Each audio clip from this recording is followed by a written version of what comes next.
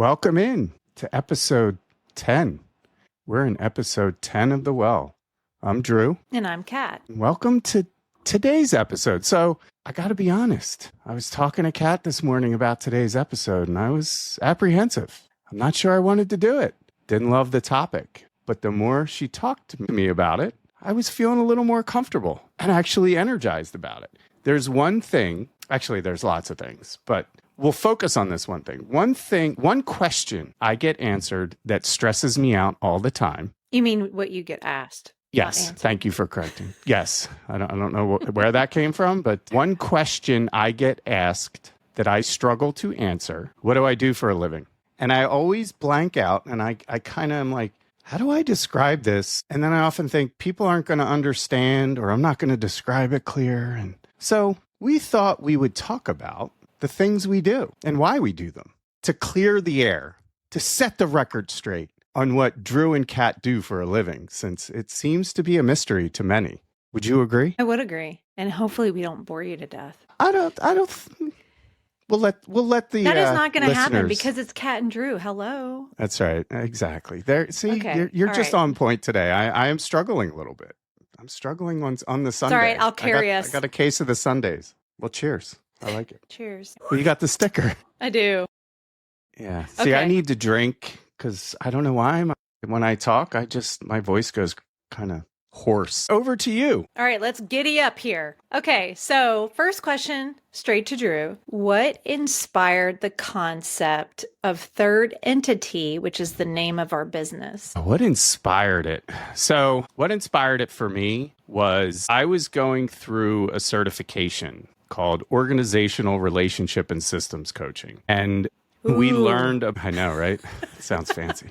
It is actually. It's quite a really in-depth ingrained training. So I'll put them in the show notes. Shout out to Marita and Faith for all their mentoring and coaching of me. I'll have to share a funny story about how I entered into that coaching arena. But in any case, third entity, it's the unique living presence that emerges from a relationship or team that's existing independently of individuals involved. So it's often described as the personality or the voice of the system itself. When we talk about systems, we're talking about human systems. So for example, Kat and I, we have a third entity. There's a personality when we're together that manifests into a third entity. There's a personality to us being together. And so when I think of third entity, it's really ingrained in understanding relationship intelligence, right? Invisible but present, the voice of the system, externalization.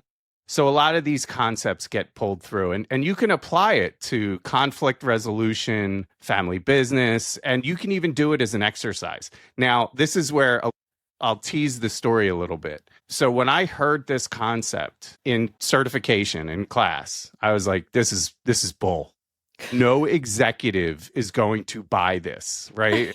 Yeah. I am walking into this as with an executive mindset, leadership mindset, and the language, the taxonomy of all this felt like, ew, yucky. No, I would never say that in the boardroom. Your third entity, or the universe is flirting with us, right? Like all these kind of coachy concepts. But in any case, so it takes a little bit to kind of wash the cold away when you hear some of these words. So, as we like to say in the coaching space, hold some of this lightly, understand the concept, and then the words don't become so triggering to some. But Okay, that's how I that's describe awesome. third entity. Okay. Can I give my Yes. definition? Okay.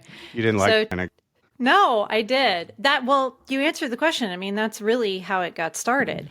And then we started talking about it, and we work so well together that we always have this like really special, unique energy between us when we work together. So we're both unique individuals, but I always thought, okay, when two or more people come together, it creates this really cool energy and creates something brand new.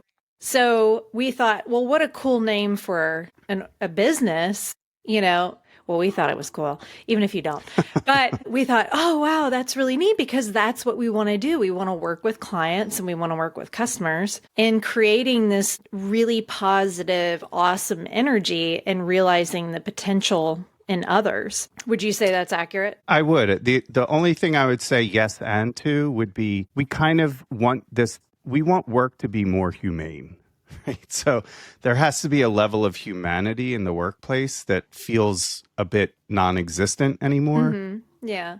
Part of like 20 years of my life in IT, right, in tech, has been trying to bring that into corporate America, which is, I mean, talk about pushing a boulder uphill, right? Especially in fintech, right? Financial technology has a level of aggression that I've never seen in any other industry. I would agree with that. I would say, sorry. No, go ahead. Between the both of us being in corporate and even nonprofit settings as like jobs, it actually, in my opinion, doesn't matter where you work, because there are more places that are not looking out for the employee more than there are companies that are.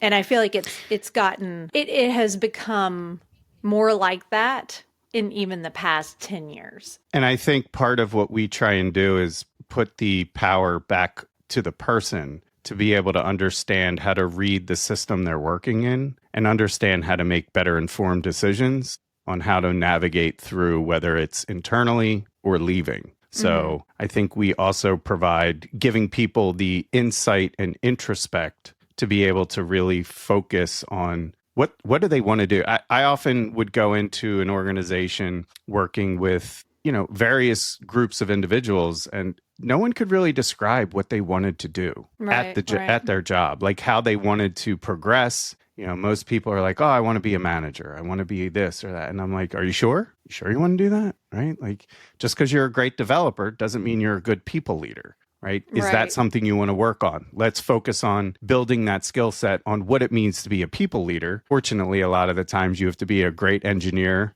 and a people leader. So anyway, yes, I would agree with your statement. But like you're talking about people who are within these systems that oftentimes are looking for opportunities to be better in those situations. Like not dumb it down, but give an example. So you're talking about people that, and I hear this a lot too, from people that are working in corporate or any kind of job where they're like, hey, I want to be better in my role. I want to be able to contribute more. I want to be able to navigate better. And I would say that's one thing that Third Entity offers. That's one thing that we do. And can you talk a little bit about your coaching background and what that actually means? Like, what do you do as a coach, as executive coaching or mentoring from that side of it on the Third Entity side? I just call strikes and balls. That's all. Sorry, bad baseball reference. Which I didn't get. Yes, I saw that. I saw the blank stare and I'm like, quickly pivot, move away. What do I do? So my coaching career started quite a bit ago, but I didn't realize I was coaching. So I have always enjoyed working with individuals to kind of unlock that intrinsic motivation or focus on what motivates people and truly what they think motivates them versus what the reality of what truly motivates them. So let's say I love to work with people that are stuck, in the sense of, it's funny, all my teams, and shout out to all the people that I've worked with, I've tried to keep in touch with every single one and meet with them at random times. So it's always been a pleasure. And honestly, even my clients from my consulting days in prior organizations, still working with today. But it's really understanding almost how to manage up or manage out. So when I am working with individuals, and often I was put in teams I would affectionately call the land of the misfit toys, they didn't know where to put these people. So I liked working with people that were challenging, because sometimes those challenging people had the most desire for change. You just had to de-trigger the reason why they thought they needed change. So truly getting to, looking through the windshield and not just in the rearview mirror. Like, we don't always have to reflect on the past to look towards the future. So how are we going to build the goals or create the goals, create those short-term wins to look at the momentum or build the momentum needed to achieve something different than where you are today? It may not be better, But the beauty of this is it's iterative. So we look at this as a cycle, and we may experiment in this for a very short amount of time, enough time to get data. There has to be data to support, and emotional data is hard.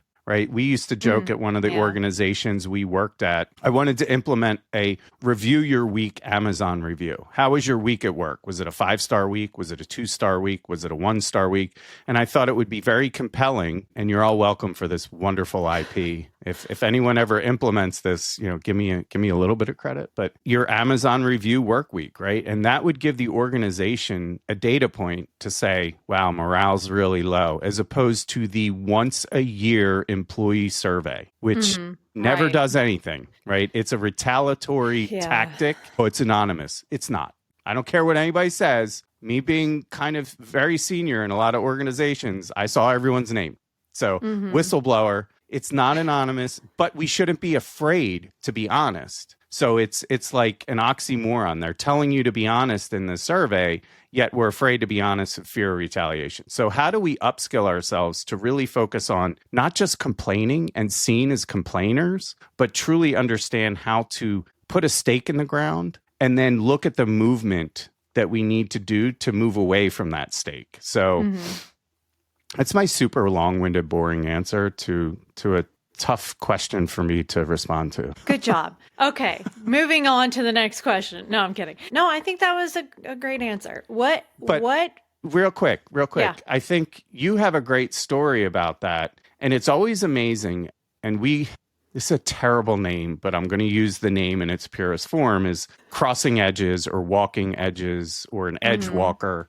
And what I mean by that is I would work with clients and I would say, we're going to look at all the edges you crossed in a day. And we would make a little tick mark. And it was amazing. And an edge could be like, I need to speak in front of my team and I'm not comfortable doing that. I need to give a presentation. I need to complete this. I need to do, and you'd be surprised. And why am I saying this? Catherine, you had this experience when you were building out someone's website recently.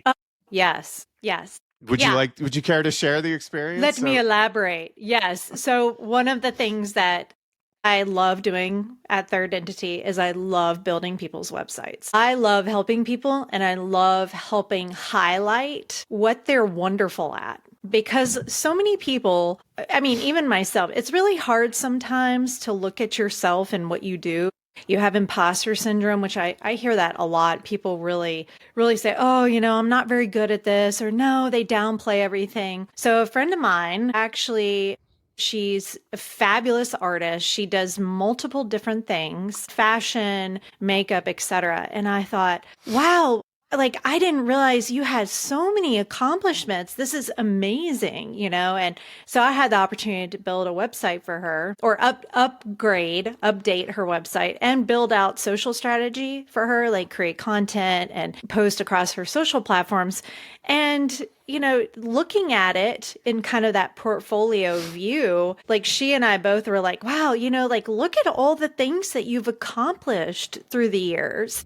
And you should feel so proud of yourself. And, it builds confidence. And it's like, wow, yeah, like I do have talents. I do have skills. And this is great for highlighting it. And it's about the person. It's about the client. So that's one thing that I love doing through Third Entity is being able to. But it's not just. No, go ahead. I was just going to say, it's not just like you go. It's not a cheerleading session. So I don't want it to come across as a rah, rah, rah. Reflection is hard. And when you show up as the mirror to a lot of people without preparing them for highly reflective work, it can be off-putting and super uncomfortable. So I think, as we like to say, I used to say this, probably shouldn't say it anymore, but the Dr. Phil moment, this is a safe space to talk about hard things. Yeah. And I think creating that level of trust, and we talk about trust as currency a lot, you need to trust the people you're working with, that they have your best interest in mind. And I think that's where a lot of leadership fails, is we don't trust the people that are leading us, that they have our best interest in mind. So that's not how the reward system usually works. That actually leads into my next question/topic. It's what values guide the decisions that we make within Third Entity and the clients we take on? And I think that's really important to talk about because, a lot of companies, I mean, we live in a capitalistic society, right? So there's not a lot of, okay, well, if you have money, great. I'm going to take you on as a customer or client, but I don't like doing that. And I don't feel like we do. We're very selective about our clients. So can you talk a little bit about that? Like our values and what we look for in a client. It's almost like interviewing a client, just like you're interviewing a company. So the way that I look at it, and the reason I'm kind of looking up, and this is part of how you emote, right? Like, and I'll talk about that at a future point, but how you emote is super important. Your physical presence of how you present is important. So when I'm looking at a client, are they sitting like this? Right? Do they truly want this work to be done, or are they just entertaining a conversation? I'm not going to do the hard sell, right? Like to me, it's you're bringing us in for a reason. Let's talk about the reason. Right. Let's understand the reason. Let's understand what's achievable and what isn't. Let's talk in reality and not fiction, not a moonshot, right? Like everything can't be a moonshot or, the BHAG, the big, hairy, audacious goal all the time. Like, how are we actually, I don't like this word, but everyone will understand it, decompose these ideas. And then so one of the exercises I love to do, and I am terrible at not protecting my IP, but, as a former agile coach in recovery, I love sticky notes. So going into a room, let's say 2 or 3 people or more, and they work in silence. So literally you goal set saying what's important to you or what's important for you for the company or what's important for you for your job. And then you just have everyone write on sticky notes for a time boxed amount of time, 5 minutes. No one talks though. And it's amazing to see the difference of when people are talking versus people are writing. You start to see people looking over what are you writing? Oh, that's good. I'm going to take that. Or, oh, wow, I didn't think about that. I can't believe you just put that on there. That's going to get us all in trouble. And then you take all these ideas and you affinity map them. So affinity mapping is like logical grouping. And then you theme it out. So across that, we'll start to see themes. And if it's morale-based, if it's work-based, if it's leadership-based, if it's flow-based, if it's impediment management, whatever it might be, we can then start to look at those and say, yeah, we kind of connect with that. That's our sweet spot, or that's the type of work that we feel we are best suited to serve. So that's kind of how I look at our clients in the sense of truly what's important and how are you going to build the momentum needed, as well as, create the short-term wins, assemble an army. How are you going to achieve that goal? And is it realistic? We worked for a company at one point, they wanted to send mail to the moon. And I was like, why would you want to do that? Great marketing, right? The first company ever to send mail to the moon. So it's weird. So sometimes these big ideas, you kind of need to reel people in. And also, I think for us it can't just be financially focused. Yeah, yeah. If you're looking for like revenue and ROI and just kind of spreadsheet information, I don't think we're the company for you. We can do it, but we can do it. It's not just like companies and teams and groups in general that we focus on. I mean, we're focused on nonprofit work. We're focused on individuals. Like for me, on my side, from the UX and marketing side, it's artists, creatives, nonprofits, churches, etc. So I feel like we cover the gamut, but the values, like we're hard workers. We work with integrity. And in my opinion, and proof is in the pudding, so if you hire us for a job, you'll see, we're going to go above and beyond to make sure that we do everything we can to address your needs. But on the flip side, the client, the person that we're working with, like we need to know that they want to do the work. They want to be, they're invested. And I think that's the difference is I do not want a client to come and say, hey, I want you to transform my team. I want you to coach all my leaders in my organization. I want you to build us out a full website and social strategy. And they're not interested or invested throughout the entire process to be part of the process. and be excited about the work, whether they know how to change or not, or whatever. Do they have a strong positive desire to do the work? And I think that's what separates out the clients that we do take on versus the clients we don't. And one more data point on that to yes and something that I find that is important for us, and I don't want to take it down the biblical route, but you'll get it in context, is to create discipleship. So we want others to do the same. So my mentor took me through a year-long leadership program for free. The agreement that I had to sign was I had to do the same. So pay it forward. That's the contract. So not that we're contracting people to pay it forward, but it is part of our core values is how are we creating better people to help build other better people? And I always thought it was interesting. We talk about incentive a lot, right? Especially in corporate America. Everyone's always waiting for their bonus and production goes up right before reviews and then it drops back down, right? It's a vicious cycle. What if, companies actually took the time to invest and incent people for investing in people? All right, you upskilled your entire team this year, right? You did X, Y, and Z. You've done a great service to the organization by keeping, so to me, it can't just be about retention. How are you actually looking at people differently and caring and feeding them, right? To cultivate, to grow. It's like planting crops. You can't just put seed in the ground. You have to understand what kind of soil it is. You have to understand what the right crop is, what the climate's going to be. How are you going to feed those crops? How are you going to harvest them? So all these things, we take for granted. It's the same with people. How are we going to cultivate, grow, harvest? All those things. Harvest is probably not a good word for people, but you kind of get the point. I don't want to harvest anyone's organs here, but I think that's of caring. Yes.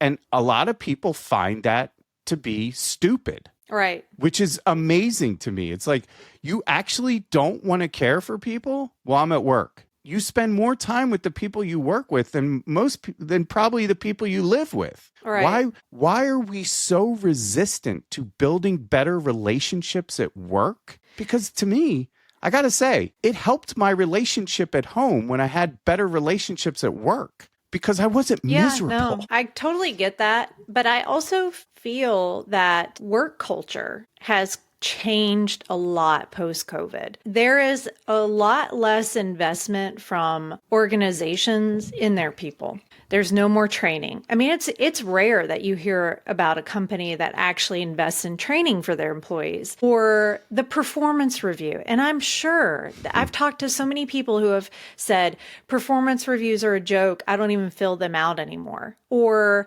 I mean, how is it that corporations and organizations, and I'm not talking about just big corporations, I'm talking about a lot of businesses that do not care about their employees, that will replace you at the blink of an eye, that will not pay you what you are owed, that do not provide any incentives. So why should people be happy at work? It's hard. It's hard to keep that level of positivity and encouragement and wanting to do a good job. I've talked to so many people who have said, I want to do a good job, but I just feel so beaten down.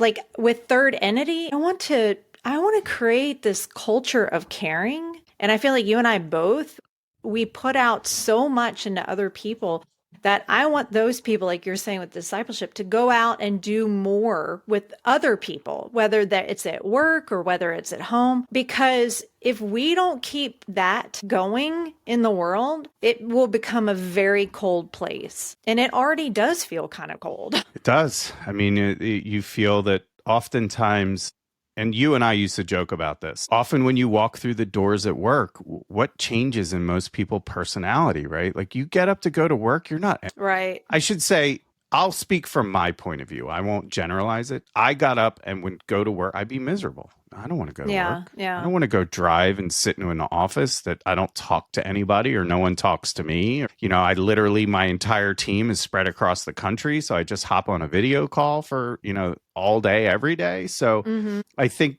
it does water down the ability to connect. There's a great book by John Maxwell, People Communicate, but, don't connect, or something like that. We often communicate, but don't connect. I'll put the book in the show notes, but great book around, you could talk, but are we connecting, right? Or are you just listening because you're appeasing me? So, and I would say that the clients that you and I want are the companies that are interested in investing in their employees, in their teams, because it does make the work better, because it does make the product better, because the output is better.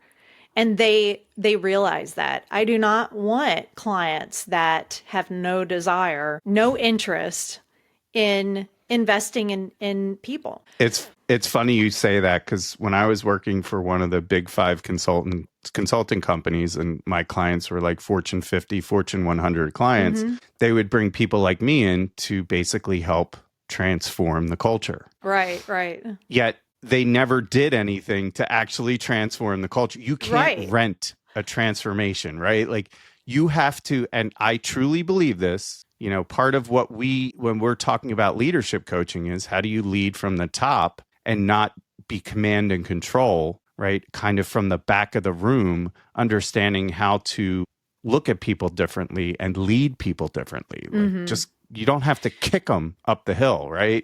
Sometimes you can help lead them up the hill differently. So yes, it was always interesting to see how they would bring a team of people like me in, and then absolutely hammer us to deliver change. And you just can't, a third party cannot deliver change in the way that you probably want it. The level of disruption you need to have leadership do is important. And you have to look at it not just from a numbers, dollars and cents perspectives. Yeah. So I want to move into another question. For someone who's not heard of Third Entity, or people that really, they're curious, okay, well, what is it that you offer? How would you explain the services that we offer to our clients? I think you're better to answer that question than me. Okay. Well, to summarize, obviously coaching, mentoring, UX and marketing. So, like, for example, love. And UX is what? Oh no, I feel like I'm in one of those interviews, and I'm like, oh no, it's going to be UX, user experience. Thank you. So user experience, website building, social strategy, content creation. We love creating content, data and analytics, SEO. To me, that all kind of goes hand in hand. Even events, I've been putting on events for years. Worked at Memphis Business Journal, putting on huge events. Worked for lots of nonprofit organizations doing events, did my own events, love putting together small, big events. And then working with teams, in workspaces and leadership. And I would say even and nonprofits, Absolutely. Kind of the smaller organizations, because truly our passion is helping people. So and helping artists, marketing, creating marketing materials. I mean, pretty much anything and everything underneath the umbrella of UX marketing, coaching, product strategy. So, I mean, you could look at our resumes on our website, thirdentity.org, and you can see all the things that we've done, but love taking on all different types of clients because the work is so interesting. So I think the audience is probably understanding why I was nervous to approach this, or why I get, in the sense of why I get tongue-tied when someone asks what we do, because it's a lot, right? So yeah, it is. So to me, also, one of the things that I love working in is emotion. Yeah. So the emotional field of an organization or of a team or of a group, like, most people are like, oh yeah, everything's great. Well, what happened? How do you deal with each other when things aren't great? I look at things very much from how you run a household, and it should translate into everything. And working with little kids, right? Like, how do you approach little kids? If you tell your young child to go clean their room and their room's a mess, have you ever watched a little kid try and clean their room? They are overwhelmed, right? Where do I start? What do I need to do? But if you tell them, hey, listen, go pick up all your socks and bring them into the laundry room, that gives them a clear assignment, and they feel accomplished because they're not overwhelmed. Yeah. So I think it's important to understand how to task people how to receive that task, but also to the person that's receiving that task has to be comfortable with saying, I don't understand what you're asking me to do. Right. A lot of people are afraid to say, I need more information. Help me. This isn't clear, right? And a lot of people are not great. And this is one of the things that Catherine is super amazing in is being able to translate. This is why we're a great team. Because if you see, if you can kind of see that our third entity is present right now, I am all over the place. And she keeps things on track. She's organized, right? So I think it's important to have a balance, but also understand how to read the scale when it's not balanced. And sometimes that's okay. You don't need to be balanced. Sometimes you need to shift more on the creative, or sometimes you need to shift more onto the kind of project management, date-driven kind of activity. Or sometimes you need to balance it in the middle. You need to be creative, but also know you have a deadline. So I think it's important to understand how to deal. And one of the things I love dealing with or love working with teams on is how to be in friction. Like truly how to deal with friction or resolution. Confrontation. I love it. It is fun because it's amazing to unlock that kind of gem in people when they're like, wow, I never thought about this. Yeah. And I can't tell you how many people, how many people we've worked with that later in life have come to us and said, they've come to me a few times, and I'm not sure if they've come to us, but any case, doesn't matter. In the sense of, wow, this has helped me at home. I can't believe that I've used this now in my daily life and it's become part of me. So when these things become part of you, and when we say build better people, that's our goal. And if we can do it through a working situation, personal, it doesn't have to be a company. We work with individuals, couples, groups. So I think it's when you start to really build those disciplines in people to understand how to read things differently and also have that emotional intelligence, it unlocks an entire new world. It really does. Right. Okay. So I also wanted to touch on AI. So how do we incorporate AI into third entity? And this to me goes back to when we first started the podcast, you were talking about bring a humane perspective, like focus on humanity, which is a rarity anymore. So AI, in my opinion, is there to enhance the skills you already have. It's you are the star, but AI can help in so many ways. So, a lot of people fear it. A lot of people think, oh, it's going to replace everyone and everything. And oftentimes we do swing the pendulum to an extreme point of view with things like this, but there needs to be a balance. AI is a very useful tool in how quickly you can accomplish things, automate things. But at the same time, you need a human being operating it, someone with a brain. So I'm uncomfortable with AI. I'm still uncomfortable with it. I still have a little bit of baggage from prior sins with AI or prior problems. But in the sense of building out my last role, building out architecture for AI landed me out of a job. Okay. So think for me, it's what's the goal of using AI? Why do we want hold on. Sorry, going back to your to your job where you're doing AI architecture, would you agree that was a misuse of AI and how they treated people in exchange for the AI that they were incorporating into the company? So yes, and kind of going to where, in the sense of what was the goal of AI? Why are we racing to implement a solution? What is it? What problem is it solving? Right. What problem? And are you being transparent? Is that truly the problem you're solving, or is that what you're selling people to make them solve a problem that has a totally different kind of, hey, end result? We're looking to lean out the organization. We're looking to It's an excuse. Remove these professional disciplines because they're expensive, right? And we can now do it quicker with a different level of yada, yada, yada. So, and that goes to ethical use of AI, right? And I think ethics, big in word, general. Big word. So if you're not and ethical, not used a lot in current times. I think people use it, but they use it as lipstick on the pig. Right. Hey, we're ethical, right? Look at us. But then when you lift up the hood, you're like, wow, there's nothing ethical about this. Mm-hmm. It's lip service. You're using AI for certain things. You should be transparent about it. Honestly, It's at almost, that to me, point. it's an abuse of power. It's an abuse of the tool, not for the good of humanity. So I'm going to It's put, go for ahead. Not for, capitalism. yeah. And so it lines with my whistleblower statement, right? Especially Yeah. in fintech, it's often a race to say we did it first. It's kind of like, Right. when Oh, we did it. We use when AI. they were going, when the US was, going against the USSR to get to the moon, right? Who could claim victory first? What was Right. the point? So to me, I often use the John F. Kennedy quote, and you've heard me use this in actual sessions, as far as people really struggle with goal setting. And when we talk Right. about AI, what's the goal? And if you think about when JFK said, I want to send a man to the moon, what was the goal? Was it to send the man to the moon? No, the goal was to return them safely to Earth.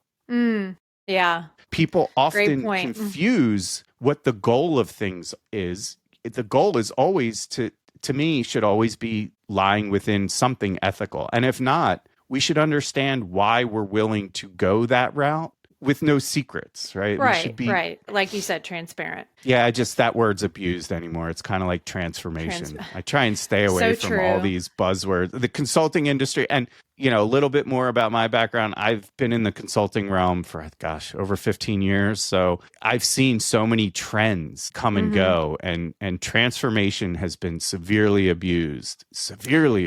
Yeah. Well, I think a lot of these words start out with good intentions.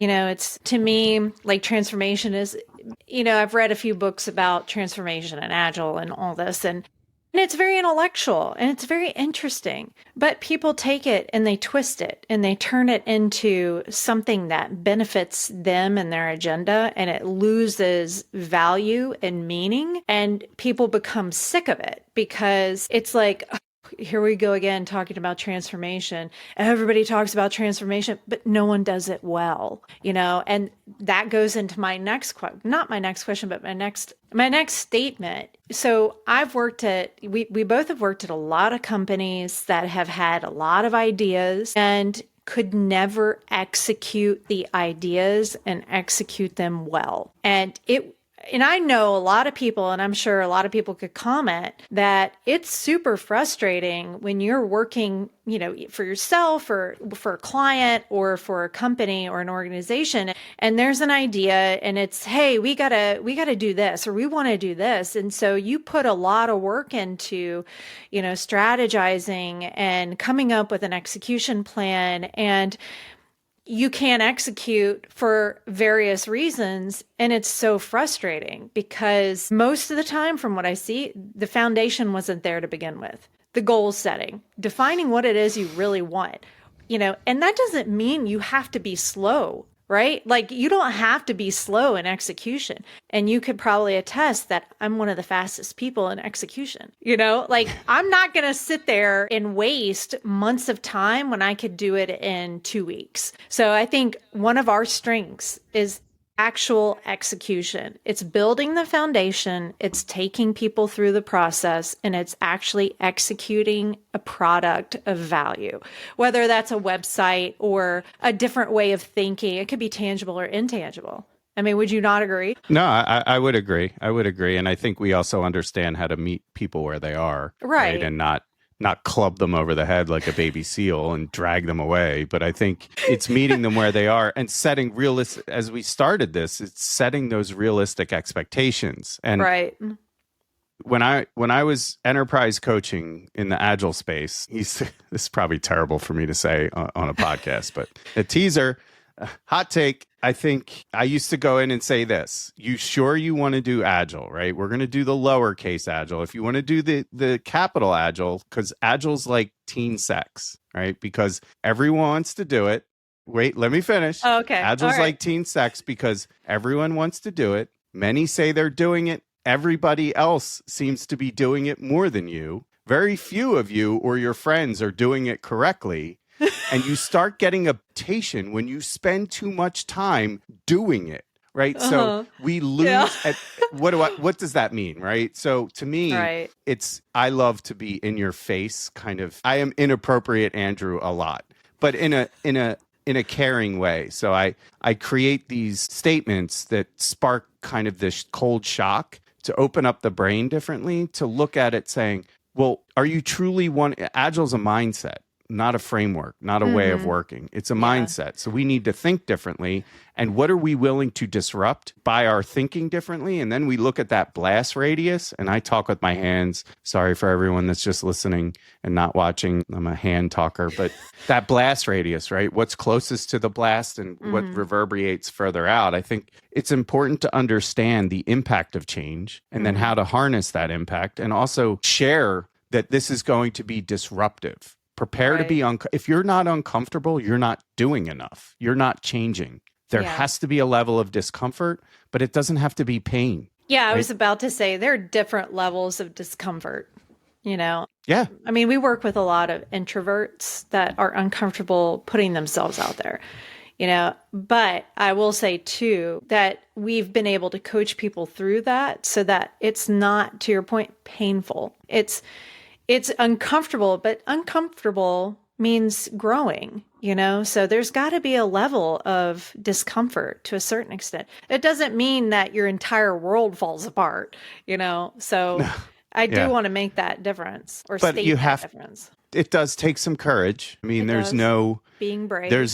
And that's scary. I mean, and using vulnerable. the example, of social media. Yeah. This has been a huge step for us to open ourselves up to some of the feedback we get, right? It's not all good. Comments. Go ahead. Comments. Yes. Comments on certain social pages is interesting to see how people interpret certain things. And how they internalize things in a way when it was never meant to be that way. Or so it makes me want to understand. I want to understand more of why you feel. What did we say that triggered that, and let's talk about it, right? So I think that's courage is a hard thing to create for someone else. I think it's creating the trust that you have their best interest and that you're not going to put them in harm's way without a safety net. Yeah. You can't just expect people to walk the tightrope every single time with no net when they've never, right? Yeah. So, especially if you haven't provided them the understanding of balance and then practice balance. And I used to joke with people, not joke, but I used to push back on my clients a lot is, you brought up training earlier. Right. And I said, training's great. Everyone should be lifelong learners. If you're not continuing to develop, it's kind of, what's the point? Like everyone needs to continue to develop. What companies, in my opinion, fail to do is allow people to apply the learning. Right. Life application. So how are we applying what we just learned so we can understand the teaching? Right. It's kind of like discipleship, right? So if you are creating that discipleship, people really have to understand it, but then they can put their own flavor to it. Yeah. And we provide kind of the foundational knowledge to not say you need to paint like Monet. Or Picasso, right? You paint Just the picture any way you want, but here are the tools to paint whatever or construct or create whatever you think based upon kind of that set of tools. And execute. So you love that word. Catherine loves that word, execute. I love the word execute. She is such a driven executor. I really love to execute. I love it because I just like following through. I don't know what it is. Okay, but going back to what you're saying. Wait a minute. Pause. I need to unpack that for a second. Okay. Wrong use of the word pause, but I know. Actually, it's the correct use of the word pause. So let me share a little fun fact about Kat. What's one of your favorite things to do on paper? Write notes? Make lists. No, make lists. How many lists do you make in a day? I have 4 going right now. And how many times do you rewrite the same list? I told someone this the other day. We were laughing. When you become more of an adult, you have a to-do list and you don't mark them off. Like you mark things off, but then things replace those things. So you have a constant running list of to-dos, but I always end up having I'm sure there are a lot of people out there that love writing on sticky notes. I'm a big sticky note person. So yes, I have lots of lists. I actually really love my lists. I like writing it. I'm not so much. Do you see how happy she is right now? I am. The list organization. It creates bliss. I've seen Catherine pop out of bed at 6 a.m. Yes. What are you doing? I got to start my list. What? That's right. List. Yeah. But I will say, I do want to make this statement that I do not over process things. So I'm not an over processor, like also very flexible. So when I'm executing my list, it doesn't mean I have to do all of it. So I want people to understand that. I don't like over processing. You do stress out about your list. Shh, be quiet. Not because you're over processing, because literally there's not enough hours in the day for Catherine to get everything done that I've never seen anybody. Because I like things to be It's like watching a time lapse. Literally watching Catherine work is like watching a time lapse. I don't like things not being done. A volley. It's like a tennis match. You're like, ooh, I'm not a procrastinator. We can say that. Oh, no, absolutely you definitely are not. I rarely ever put things off. But we're not talking about that. What I want to talk about next. But wait. What? But wait. There's more. But wait. This translates into some of the work that you do with clients, is understanding how to load balance your day so you can effectively execute. Yeah. See? Oh, that was good. I like that. I do know how to prioritize, so that's good. Okay, so my last question, is it time? Because I have one more question. You can ask as many. There is no time box. Okay, I have one more question that I would like to use to wrap us up. Unless you have more questions. My question is, I'm excited about 2026. I'm excited about the things that we're going to offer through Third Entity. So are you excited? I actually am very excited. I am really excited to put, we often talk about, why are we building everyone else's company for free? Yes. When we should be doing this for not only ourselves but for others. And and I will say we finding a way to make a living. Well, we started the business in 2021, but because we both worked full time at other companies, we did some freelance work, and it was never like fully 100% we're dedicated to working at this full time. So just this past year, we are doing that.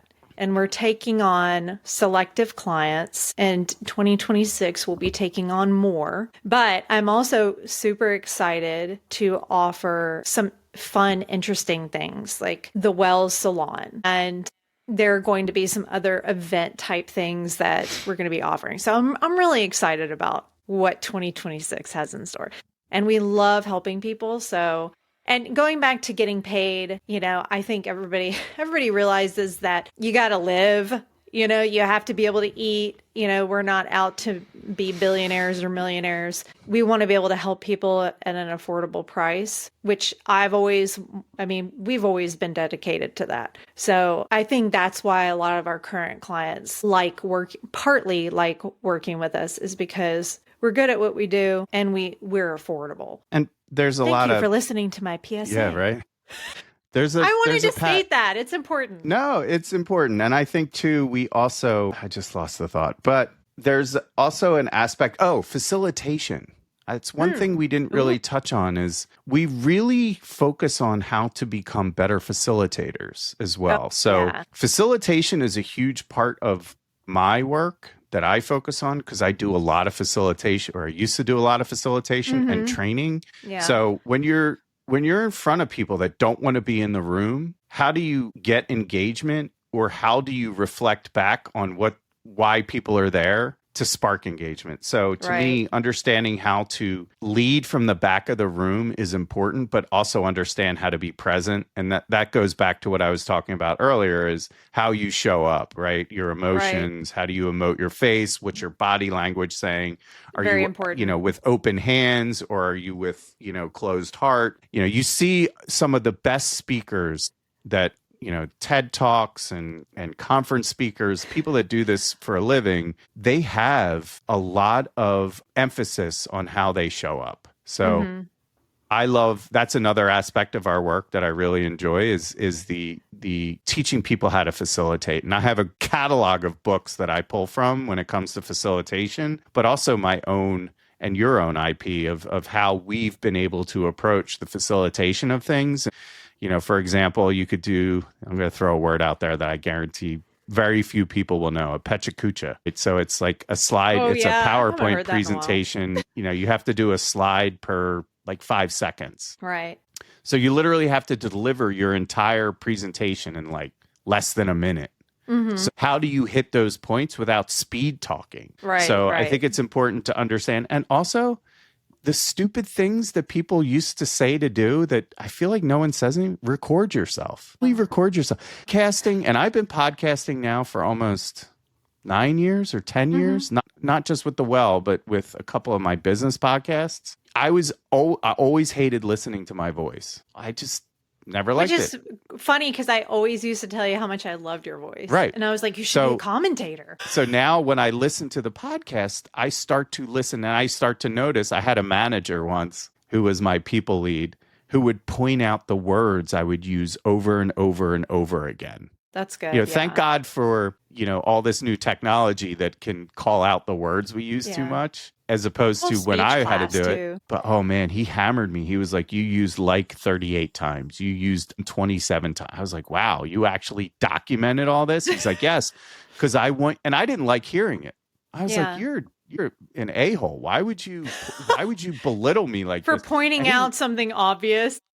Or he looked at me and he said, well, why would you take it as a negative? I'm trying to help you understand that when you talk, the fill, right? You don't need to fill every space with a word. You can pause when you're talking. You can actually say, I need to think about that for a minute. And you can actually talk as you're thinking and then give the space needed without being right. Yeah. So doing that is wild. So I encourage everyone, if you're delivering something, record yourself. I guarantee you will change something about what you're going to present because of the way you're presenting. And if you're not confident, I love the term fake it till you make it.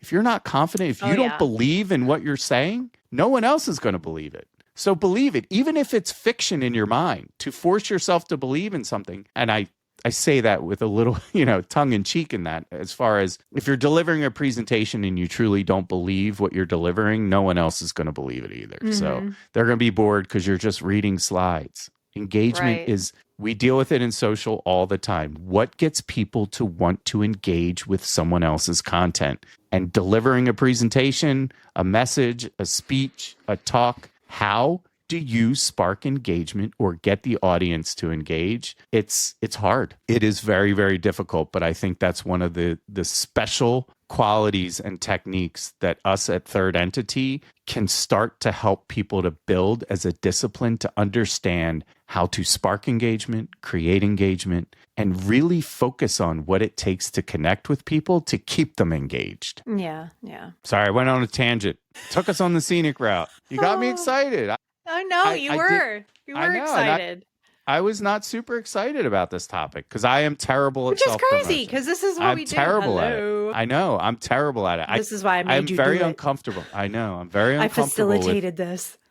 Putting out kind of the ask, right? Hey, this is what we do. If any, not that we're asking for people to sign up for anything. We're just saying, telling people what we do because of who we are. Yes, it helps people connect with us differently. Yes, and it helps me answer the question, what do I do for a living? Because so you better remember that next time we're at a networking event. People are like, "Hey, Drew, what do you do?" Maybe I'll just ask ChatGPT, write it for me. You just need to record yourself and play it back at all the events we go to. Well, I'm going to listen to this podcast and it's going to be so cringe. I'm going to be like, man, why did I say it? I had so many better things I could have said. I'm a big quote person. I love talking in quotes. You actually do love quotes. But I would say that our projects are small, medium, and large. I'm not going to use t-shirt sizes because that's so cliche. But you just did. No, I didn't. I said small, medium, large. That is t-shirt sizing. Okay. What is it? Something grande and venti. I think we prioritize people's work and we create backlogs that you can start to look at and say, okay, this feels like it's a lot of effort that's going to take a long time. Let's look at something we can now can deliver or execute quicker as we're working on the bigger piece still. Yeah. Not everything needs to be the elephant. Right? Yeah. Like we can focus on the smaller animals first. Yes. And a lot of people don't like that statement. They really don't because they want When I was in the mortgage business, this was a long time ago. I was a loan officer. And of course, I wanted to close the bigger loans. So I would spend all this time focusing on all these big loans because they paid better, as opposed to the guy sitting next to me who was closing volume of small loans. And he made more money than anyone in the office. So it's hard not to take the bait. That's why one of the other things we really emphasize and focus on is prioritization and understanding the value of the work. So how do you define value? Ask an executive how they define value.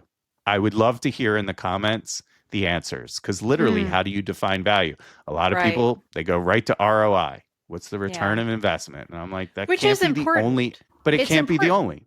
It's a lagger. You have to wait for that. What are our leading indicators that we're creating that helps us understand the ROI and then make changes needed to create a better ROI, a different ROI, or understand why our ROI is not returning. Yeah. So it's important that we look at value and value not only of our work, but of our people. So again, tying it back to the human aspect of things is important when we look at value and how we prioritize our work. Right. And it can't always be, we set the bar here. Great. You all killed it. You all hit that bar. Now we're putting it here. Right. You struggled with this one, but we're going to move it up a little bit more. We think you got more. No, let's be predictable. Let's keep the bar the same place every time. And if we overshoot it, great. But not every month needs to raise the bar, or every quarter, whatever it might be. Yeah. It's unrealistic. It creates a anti-pattern. It's an anti-pattern. It is fiction. And you end up burning out. We use the euphemism of a high-performance drag car, right? Like a top fuel drag or a drag race car. That engine is made to perform at its highest level, but longevity is not kind of in the mix. If it blows up, you got to rebuild it. So why are we building these people to perform at such a high level? We're building people to perform at a level and continue to be able to maintain that level. And they can go above and beyond, but it should be up to them. Yes. Okay. See, I go on tangents. All right. Where can they find, we have to provide information since we're talking about Third Entity. Where can they find Third Entity? So you will see all of our information in the show notes. So make sure you click in the description. You can also find us on thirdentity.org. Yeah. And our services and photos and all that. Yep. You can kind of get an understanding from the services. I guess that's the thing. Like, we're different than just a professional services organization or a consulting firm. Right. And I feel like every consulting firm says that. I don't like titling us as like professional services and consulting. Like, we like solving problems. So whatever problem you have, that's what I want to hear. It's like, hey, I don't know how to get more visibility for myself, or our company is really struggling with this. Like, those are the kind of things we really thrive on. I like to categorize us as a Nancy Drew novel. Right? Ooh, there's a mystery. Tell me more. We go. I love that. It's a mystery, right? Yeah. And we have to figure out the mystery, whether it's a murder mystery or it's, yes. I really think that that's the type of work we do. And if I had to sum it up, you just help me answer what we do. We're detectives. We figure out what the problem, who killed Colonel Mustard in the library with the candlestick, right? Like, clue. Can I insert real quick? Okay. Pause. I applied for the FBI. That's my. I love this story. No, I'm not going to go into the story, but I did apply to the FBI. Story. No, as a special agent, and I did the application process and everything. And she got accepted. No, I'm not going to go into the story. But now I'm actually a real detective with Third Entity. So I really like that. I love it. And put in the comments if you want to hear the FBI story from Catherine, because it's a good one. Gosh, no. It's a good one. It's good. But yes, offline. I love how we kind of wrap this up, and shout out to my mom, who grew up reading Nancy Drew novels, and we had them all over the house. So, and her name is Nancy. It is. Your mom's name is Nancy, So shout out to my mom, who passed 2 years ago now. It's crazy. So yes, it is. We come in and kind of uncover the clues needed to solve the mystery of whatever happened. That's what we want to do. We want to help you solve the mystery, and also not just put those people in prison, but understand how to not repeat, or maybe you do Execute. want to No, I'm kidding. I'm kidding. Yeah, right. That's your favorite word. Yeah, Catherine executes everything. So, but I think this was a good. Thank you for pushing me along to dive into this topic. Sure. Get you out of comfort zone. See, we eat our own dog food, That's which right. it's a terrible term. We used to say, really is. we drink our own champagne, whatever you want to call it. So I think we also need to truly put ourselves in the positions. A quick story. Sorry, I just can't end things. So I was doing a lot of coaching in product and innovation, and I could never understand why my product people struggled with what I was teaching or what I was coaching or what I was trying to help them get to. So I said, something's just not right. So what do? Genius. I go get a job as a product manager and realize how hard it was. Hey, walking in someone else's shoes makes a big difference in how you. So I think that's also important is, hey, it's great to coach from the sideline and call the plays, or as I started, the balls and strikes. Mm-hmm. We actually have been in a lot of the positions that we're coaching towards. We actually have the working experience in those roles. We've done our time. We've done a lot. We've done a lot. I've done a lot in my career, and Catherine has as well. And I think that's why this is so important to us, is because we feel we're longing for a different user experience in the workplace that feels like it no longer has a place anymore. Yeah. So, and I don't like seeing people suffer. No, and we're all for change. Right. But there has to be a reason for change. It can't just be, this place sucks. Yeah. Why? Right. This place sucks. Great. I get it. I can't argue, but I need to understand why it sucks. So again, the detective work. So, and now I'll shut up. Thank you. No, I'm kidding. I know, right? No, great. Those were very good points. That does highlight who we are. Hopefully we did provide information on who we are, what we do, and why we do it. It's really important to us. Oh, and if you're going to come see us in Orlando in January 14th through the 18th at PodFest 2026. You can come hang out with Kat and Drew if you're going to be at at PodFest 2026. And get we were fortunate enough to get invited. Yes. Merch or just our autograph. Or just come talk to us. We'd like just the have conversation. Catherine paint you a picture. I mean, she is an artist. That's true. But in any case, this is episode 10.